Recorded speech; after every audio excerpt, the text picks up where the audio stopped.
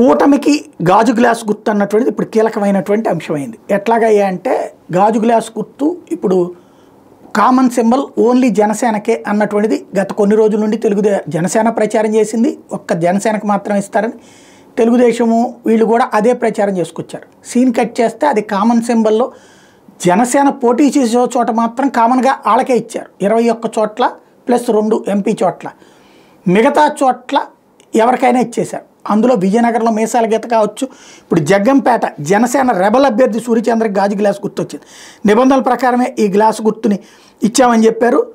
అంటే అక్కడ అధికారుల మీద ఒత్తిడి తెచ్చారు, అట్లట్లా ఇస్తారు అన్నటువంటి. ఖచ్చితంగా అది నిబంధనల ప్రకారమే, అది ఓపెన్ సింబల్ కాబట్టి ఇవ్వాల్సిందేనని తేల్చి చెప్పింది.